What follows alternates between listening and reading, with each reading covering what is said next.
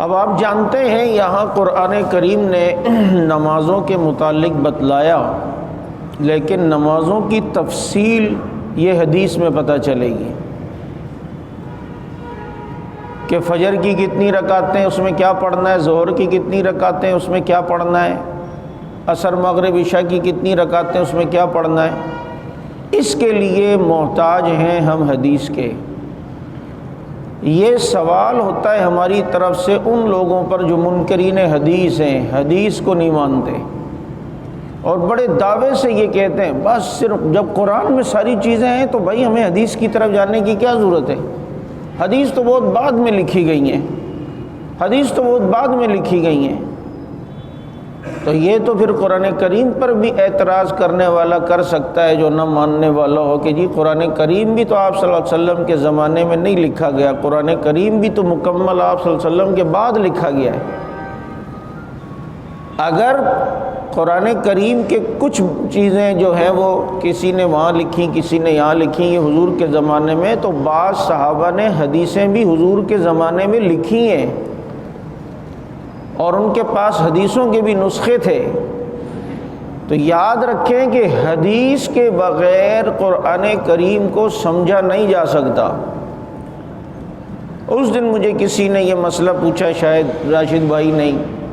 کہ ان کے کسی میاں بیوی کی آپس میں تلخی چل رہی ہے، وہ شوہر اس کا عجیب ذہن کا کہتا ہے نہیں میں حدیثوں کو نہیں مانتا، یہ بات کی لکھی ہوئی بس صرف قرآن۔ تو صرف قرآن ہے تو بتاؤ عشاء کی کتنی رکعتیں، قرآن سے دکھاؤ۔ فجر کی کتنی رکعتیں، اس میں پڑھنا کیا ہے، پہلی رکعت میں کیا پڑھنا ہے، اتحیات میں بیٹھ کے کیا پڑھنا ہے، یہ قرآن سے دکھائیں۔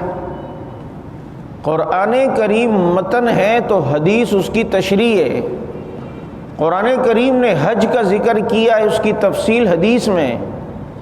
روزے کا ذکر کیا اس کی تفصیل اور فضائل حدیث میں۔ قرآن کریم بعض عبادات کو مجمل ذکر کرتا ہے، اس کی تفصیل اور تفسیر وہ حدیث کے اندر ہوتی ہے۔ اس لیے یاد رکھیں کہ حدیث کا ماننا بھی یہ ضروری ہے۔ ہاں جو روایتیں ضعیف موضوع جو ہیں وہ اللہ تعالیٰ نے اس امت کے اندر ایسے حضرات اسی مقصد کے لیے پیدا کی ہے کہ جنہوں نے جعلی حدیثوں کو اصلی حدیثوں سے الگ کیا اور بتایا کہ یہ اصل ہیں اور یہ لوگوں کی بنائی ہوئی، اور اس پر امت کا ایک بہت بڑا طبقہ ہے اسماء الرجال کے نام سے، جنہوں نے جو ہے اسماء الرجال کا باقاعدہ ایک فن ہے۔ تو بہرحال جو یہ کہے نا کہ حدیث نہیں بات صرف قرآن سے، تو آپ اس سے یہی کہیے گا کہ قرآن کریم میں تو یہ نماز کا ذکر ہے، کیا پڑھنا ہے، کتنی رکعتیں پڑھنی ہے، اس کا ذکر قرآن کریم سے بتاؤ،